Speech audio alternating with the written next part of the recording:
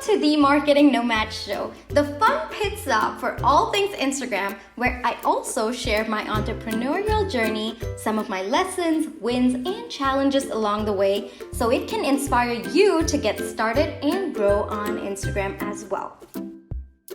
Welcome to the Marketing Nomad Show, Marisol. How are we doing today? Oh, I'm doing really well. Thank you very much. Really excited to be here. Thank you for inviting me. Oh, you're welcome. I'm super excited to have you here. I know that, we've gone over this episode and I feel like there's so many important tips that my audience will love to hear from you today. So I'm super excited about this episode. If you're ready, we can dive right in. Yeah, totally ready. Amazing. Okay, so first for our listeners, can you tell us a little bit about what you do, what your business is about, and tell us a little bit about yourself? Well, I'm from Cuba, and I study industrial engineer, and I was working in Cuba more than less about 4 years in an electric company, and then I come to Germany and start working to a German corporation as product manager. And and then I was feeling like that was not for me. I was feeling like I was working a lot and not accomplish my real goals, and was feeling a little bit like stuck. So I was thinking about to do a business by myself, and I was starting. Yeah, I was a little bit like I have some stocks in my mind, like was not letting me to go further. But I was working on it, and finally this year I decided to go solopreneur, and right now I'm a management business coach, and I'm helping people that are aspiring to be consultant and coaches to build their behind a scenes business, how to manage their business, their time, and how to build all that core that is a business. That's amazing. So you talked a little bit about, behind the scenes of companies of your solopreneurs. Can you share a little bit of an insight about what your company looks like behind the scenes? Yeah, great. Well, behind a scene, I started working with one-on-one coaching. But then I realized that was not for me, because you have a limit with your time, with your energy, and with the resource.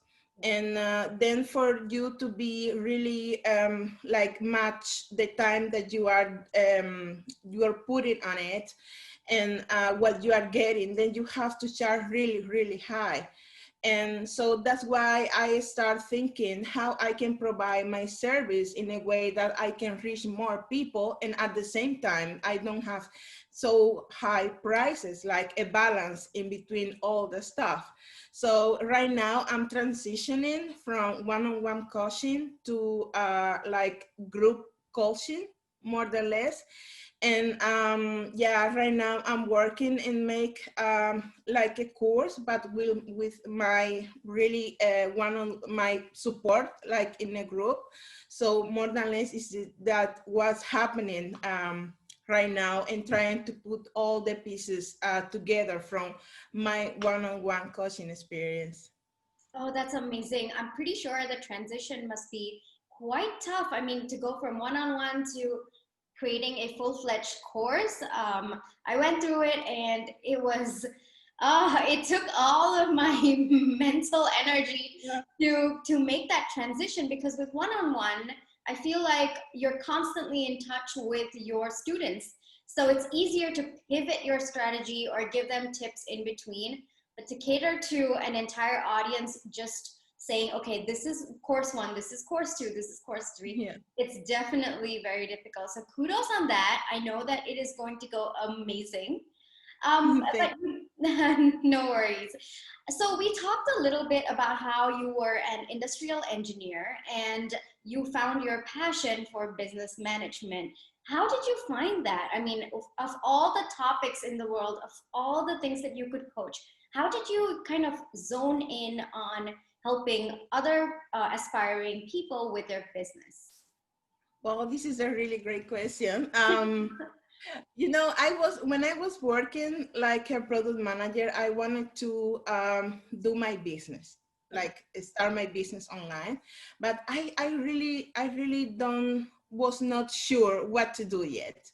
And then when I'm starting to work on it and I starting to look information on Google, that is where we always starts, then I realized that was a lot information about marketing, about how looks your business from outside, but then how looks your business inside. And when I mean inside is like how you manage your time, your qualities are like the qualities and the values that you have to, like you must have for have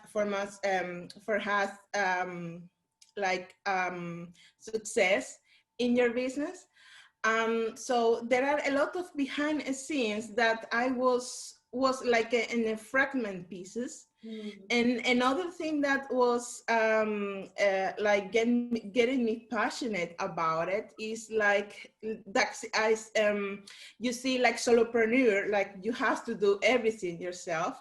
When you look for information, the information out there is a little bit fragment, so you get like little pieces everywhere. And I was thinking how great will be like you have a program or a course or something, like you do the whole program or the whole course and you already have all the elements for build your business. So I was thinking, oh, I think I have something here. And that is how I started that. That's amazing. I definitely vouch for that. I do realize that there's a lot of information for sales, there's a lot of information for marketing, how to make your business look pretty on the outside, yes. But when it comes to admin tasks, when it comes to handling your business, whether it's accounting, whether it's finance, whether it is even the basic admin tasks, like even QuickBooks for that matter, I'm definitely struggling with all of that because there's just not maybe there is information, but it's just not in one place. So yes, absolutely. As a solopreneur, I myself have struggled with it.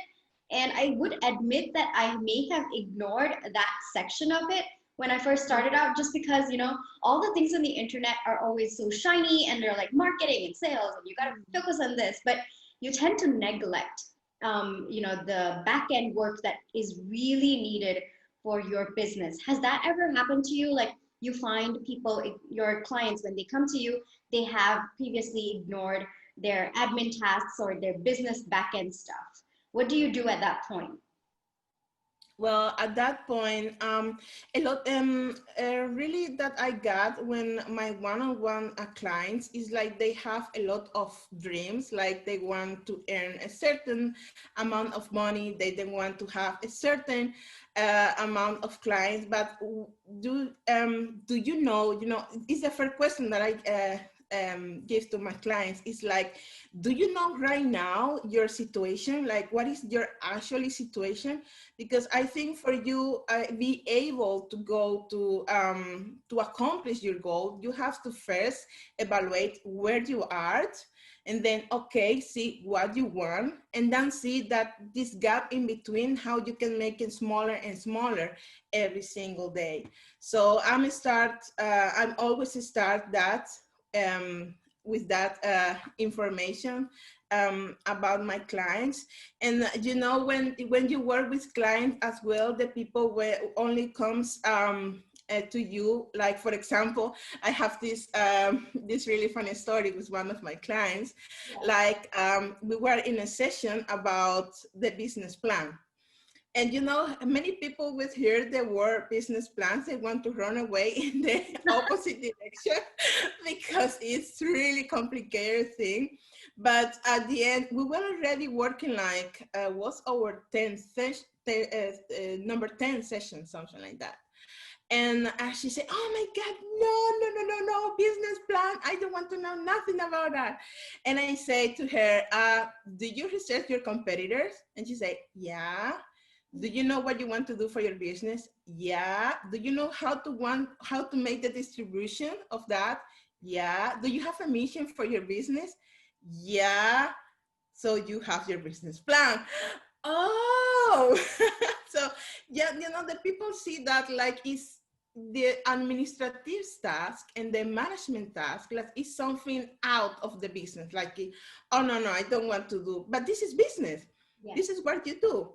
Like it's just have maybe a fancy name like business plan, like business model. But at the end, when you research your competitors, when you are looking your niche, when you are looking your strength, your weakness, when you are looking how to make the distribution of your services or products, prices, all that data and all that analysis is part of your business plan. And sometimes it's like, okay, I get it now. Now let's take a short break from our podcast episode and hear from our sponsors. This podcast episode is sponsored by the InstaSavvy Tribe, a paid monthly membership that gives you the technique, the game plan, and the mentorship to help you grow a quality following on Instagram, bring in those leads, and eventually make sales. TIST releases multiple topics every single month, ranging from planning your content strategy to creating a sales funnel using Instagram. This is so that you can fearlessly grow your business and gain that financial freedom you've been working so hard for. If you're interested to learn more, log on to www.themarketingnomad.co/TIST. If you're looking to accelerate your growth on Instagram with TIST, use coupon code podcast10 to get a 10% discount off the yearly plan for TIST. This is available exclusively for my podcast listeners. Now let's get back to our episode. Oh, that's a cute story. I personally completely agree that the word or the term business plan is so big. And I feel like a lot of information out there on the internet complicated, which is why people get so scared when they hear it, because you hear all these complex terms when you think of business plan, but it's actually pretty simple. Like you just said, it's just about looking at your competition, figuring out your niche, figuring out how to distribute your services, and then working, fixing the gap, as you said. I really loved that you said that. So that is amazing. When you first started out, let's kind of rewind a little bit. When you started out, were there, did you have some limiting beliefs that, were stopping you? And I'm pretty sure that I personally had. So what were yours? Well, I have a lot, but right now that what comes in my mind. First one was like, was a limiting belief, like work doesn't have to be fun, and you don't have to enjoy work. Like people see, at least around me, was seeing like, okay, work is just for put food on the table, and fun is for weekends, something like that. Like you survive the week and then you can have fun on weekends. And I say, why cannot be something like I can do for work and I can enjoy it at the same time? So that's one was of the strongest limiting beliefs that I got, because other people got that limiting belief as well. So I was struggling with that for a while. And another thing that was holding me back was the security. When you have a job, like you have a salary every month, and you have this safe zone, comfort zone, that is one of the most dangerous zones that you can have in your life, because you are like, no, it's because I'm here, okay. No, because I'm here, I have the money. No, because I know it's difficult when you are a mom or when you have responsibilities, when you are a family, that you cannot just say, okay, I quit and I do my business. It's a transitional process, but was this limiting belief was really strong for me as well. And other thing that was really hitting me hard was the opinion of other people. Like other people was like, Not directly saying that I was not be capable, but like, are you crazy? You have already a job. What are you doing? What you want more? What you possibly want more? Are you sure? And this is not risky. You know, these kind of things like was holding me back. And yeah, I was losing time. I was losing years because of these limiting beliefs in my mind and in my life. Yeah. I completely relate with each and every one of them. I feel like there is a lot of stigma with solopreneurship, as you said, and I feel like that when we're growing up, also like through our childhood, we're always told that do school during the week. When you work, you don't have to enjoy, and then you enjoy on the weekends. Yes. So I feel like that mindset kind of sticks with us as we grow older, and we feel like work has to be something that you just put, hold your fingers up and just like, oh, I gotta get through this kind of thing. So I completely agree with that. And so, okay, you told me that, it took you years to get out of this limiting. What made you take that plunge? Like, how did you get over it? Was not easy. Yeah. The first I did is research. You know, sometimes the ignorance, like don't know, is some reasons that we have this limiting belief. And when you desire something, research about it, look about it, find people that have the same dreams or the same goals than you, and you can see that yeah, it's possible. So I was, for example, this limiting belief that we have it like you have to wait until weekend because work doesn't have to be fun. Yeah, I saw in internet people doing it what they love and making money and good money doing what they love. And then I think, why not? And then I start to research. And sometimes you have to go out of the box because sometimes you have the opinions and all from other people. So you have to research and hear new opinions, new voices. And that's how helped me to go out of the box. Yeah. That's amazing. This is the first time that I've actually heard. I mean, I ask this question a lot because it's very important to know, part of the solopreneurship journey is that you usually have limiting beliefs, you have your initial struggles, and then you overcome them. And this is the first time that I have personally heard that you did research and somebody did research. And that is such an important thing. People, overlook that because when you see that other people are doing what you are stopping yourself from doing, I feel like you realize there is a possibility you can do it and you can move towards that. I think that that's a really important thing that most people don't, they get stuck in their limiting beliefs or they don't come out of their comfort zone, as you said. So, brilliant one. I absolutely loved your answer to that question. And I mean, now that I look back, I think that when I first started out, I did my research as well, but it just doesn't occur to you that, well, I actually did that as I Yeah. overcame my struggle. So amazing. That's definitely really amazing. And when you were first starting out, I know that there must have been struggles that you faced. Can you tell us a little bit about your struggles and how did you overcome them as well?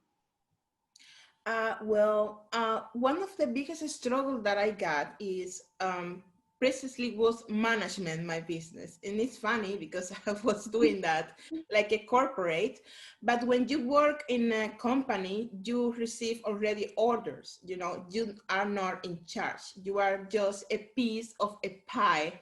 Like you already know exactly what to do, and how to do it. But then when you are solopreneur, then you own the whole pie and you have to decide what to do with it. So was really challenging. Like I got the responsibility to execute and at the same time to take decisions like how I will do the things. Um, and this helped me was helping me to overcome this was asking me every time how. For example, I have another story. Yeah, I'm full of stories. No, I remember when I started my business, the first thing that I started to do when I decided to be solopreneur was my website. And this is funny right now because then when I think about it, I was doing the website and then I remember that then I was in the service page and then I got like crickets because I didn't know exactly what I wanted to offer. So this is was challenging, and then I understand that everything what I do in my business, I have to ask myself why I'm doing this. This is related directly with earnings. This is related to, this have a purpose. I'm helping someone with this. This is will I will have an outcome on my business doing this. And this is happening with post as well. When you post something in social media, I feel like I ask that to myself. Okay, I am doing this post. Why? Why I'm doing this, and how is helping me in in my business. So something that helping me to overcome that is every step that I do in my business is asking myself how and why. And then another thing that was challenging for me were finance. And you know, when you are starting, you just like you really see finance like something like, oh, I will do it in the future, maybe when I get money or I get rich or something like that. But I think it's really important to know your numbers since the first beginning. And I think they have to be in your plan. I think when you are doing your business, it's really important that you think about what is the revenue that you would like to achieve, how many clients you want to have, what is the budget that you got, and the price of the product. And sometimes people, when talk about price, they are like, oh my god, I don't know where to start with price. And I think minimum your price has to include what is the cost that you incur to do that product and your personal expenses. Because sometimes like we are doing the price, we forget a little bit like to put the things together, but you are employee, you know, when you are solopreneur, you are employee and you are boss at the same time. So it's really important to have these two things in mind. So I think I will advise to solopreneurs that are really start, like they not forget about finance and use that number for grow their business. If you know what you want to earn, then you know what you can do and what to do about it. And another thing like was like maybe I was not taking in account at the beginning was leadership. Sometimes when we think about leadership, we think like it's just for people that have a team. But you know, when we see what is the concept of leadership, leadership is motivate a group of people for make them outcome a certain goal. So we as solopreneurs, we are leaderships in our niche. So the people that buy from us and the people that follow us in social media see us as leadership. So we have to treat that quality in the same way, not only think like it's like for team. Yes, it's for team, but we with our audience, we are a team as well. So it's important to know their characteristics, their problems, where how we can help them, and how to work together for overcome and one goal together. So there are there's some these things like I was a little bit like forgetting at the beginning when you are solopreneur, but yeah, it was helping me understand, that was helping me a lot. Yeah. Yeah, I'll admit I didn't focus on the finance aspect for quite some time in my business, and then I realized what a big mistake I was making. And then I started a little later, which was hard to catch up. So yes, I also would definitely recommend starting from day one, because catching up is a lot of work to do, and it's not worth the time investment when you could have just avoided it by starting from the beginning. So I definitely agree. And now let's get into kind of your area of expertise, which is business management. And I kind of wanted to ask you, what is the one big problem or one big mistake that you see your clients making? And what is that one solution that you have that could fix that problem? Just for our listeners. Yeah, I think one of the most common problems what I see with my clients is that they don't see the bigger picture.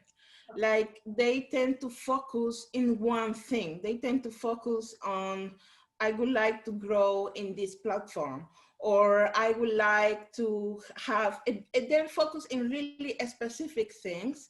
And I think it's really important to start with a general picture and then go down until the specific things, because then you commit the mistake of doing a lot of things at the same time. And when we are solopreneur, we have a lot of ideas at the same time. And so it's really important that we see the whole picture and see, okay, this, how can help me to get my goal, and that you don't get lost with the small things. Sometimes I see people get lost. When I say people, I mean myself as well. Get lost, like finding the color of your brand, like for 1 month, just picking the color of your brand.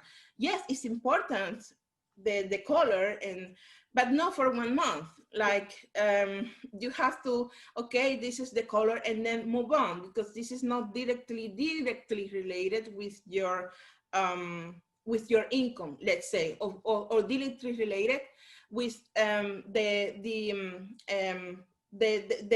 activities that make you income.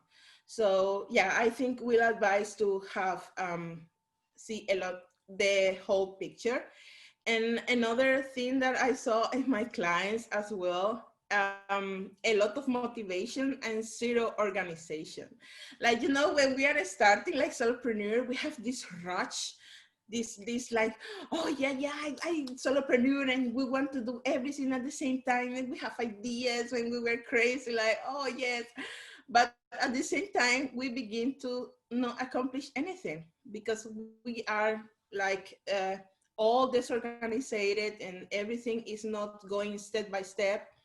And one thing, like my clients was understanding that sometimes you have to first walk before run. So are steps that you need to do before you do other steps, like have an order as well. Yeah. Amazing. Definitely, I'm guilty of these. Should not be mentioning that, but especially the organization. I think when I was first starting out, I was so excited, as you said, like when you literally did all the hand movements. I'm like, okay, that was definitely me when I first started out. I kind of lost a little bit of focus. I feel like there's this whole shiny object syndrome where you run after whatever is shiny at the moment. Like, oh, okay, well, person A is doing that. Well, that should work. And then you run after that. You leave whatever tasks that you're doing. So definitely, like it's taken me a while, but I've slowly come over that. I mean, I still do it sometimes, but then I stop myself and then I'm like, no, come back to earth. Get back to your list of things that you have to do. So definitely makes a lot of sense, and I feel like that is definitely valuable information that my audience will take into account and not make that mistake. We're slowly wrapping this episode up, guys. Marisol, if you can summarize this entire episode into 3 quick actionable steps for my listeners, what would it be? Well, Well, first, I will say following with this path, like sometimes we are a little bit disorganized and have this rush of motivation and a little bit for organize your ideas. Something that helped me a lot was to have a business journal. And this is, I think, it's really important because first it will help you to later to see the framework of your business. And later in the future, for example, if you're a solopreneur that are working one-on-one coaching and you want to then go to a course, online course maker, this is will help you a lot to see what you've done, what were your ideas, what were your fails, what were your wins, and to fix the fails and to replicate the wins. So I think have a business journal helps a lot. Like a second tip, I will say like trust in yourself. You know, not in internet right now is a lot of noise and everybody have opinion about everything. And sometimes you can lose yourself. And sometimes people that we admire are saying things and then maybe we have other opinions about it. And that doesn't mean that they are wrong or you are wrong. It's just, it's everybody have different life experience. And one same tool can be with different outcomes for different people because they are in different situations. So I think to trust yourself and hear to yourself. And with the last tip, I will say, well, now that we are starting a new year and we have like everybody wants to plan, I think a lot of people don't plan, not because they don't know, it's because they have afraid to plan, because they have afraid to feel like if they are not accomplished that planned goals, to feel that, like that feeling of failure. I will say like don't have afraid to plan, and don't have afraid to plan big, and work for your dreams, work for your plans. And if it doesn't work, you will have experience, and then you will know what was not working, and then you can make it and try it again. But don't have afraid to plan and to work for it as well. So yeah, this is will be my stop I tips to love say. it. I love them. I love them. They're absolutely so actionable. I feel like I'm inspired. Like I do have a business journal, but it's like on and off, and you've absolutely motivated me to be very consistent with it. And as for planning, yes, it is something that I absolutely believe in. I did my 2021 planning in October, which is what I, tell my clients as well. Like, do it in October so that, you can detach yourself from the new year, new goals, and all of those things, that excitement, and you can actually have realistic goals for yourself. So absolutely love your tips. Marisol, would you like to tell our audience your Instagram page and then your website, so that if in case, they're looking for a business management coach, they can definitely find you? Yeah, you can find me like Marisol Hilarides, Hilarides in Instagram, and my website is the same name, marisolhilarides.com. And if you are interested and want to talk with me, you can write me to info@marisolhilarides.com as well. Okay, so definitely, guys, I'll be putting all these links in the show notes below. Don't worry about it in case you missed it. Feel free to check out Marisol's Instagram page, Marisol's website, and if you are starting out as a solopreneur or you've been doing it for a while and you feel like you are kind of not managing the business management aspect of it, feel free to reach out to Marisol. She is amazing. All right, I have been looking at her client testimonials on her stories. I think you posted it a few days ago. And guys, Yeah. those are amazing. You should see the transformations that her clients have had. So absolutely excited about, what's coming up for all of us, Marisol. And I guess, do you have any final words to say to my listeners? Thank you very much for having me here. It was a pleasure. And yeah, I wish you everybody success. And I know, like a solopreneur, we sometimes feel overwhelming and sometimes feel like quitting, but don't worry, this feeling will pass. And just keep working and be consistent, and you will see that all hard work at the end will pay her very, very good results. That's such a valid point. Thank you so much, Marisol, for coming on the Marketing Nomad show. I absolutely loved our episode. I know that, my audience has a ton of tips that they can implement. And in case they need further help, they can definitely reach out to you. So I'm confident that they've learned a lot from this lesson. All right, Marisol, thank you so much for being on the show. And guys, thank you so much for listening. Talk soon. Bye-bye. Bye bye.